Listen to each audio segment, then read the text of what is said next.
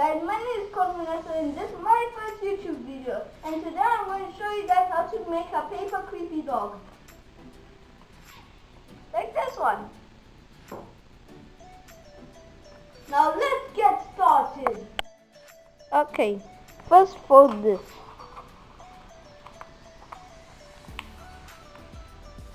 And then take a scissors and then cut the remaining piece of your paper.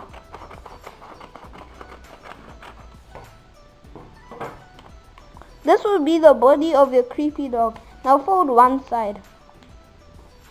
Then fold the other.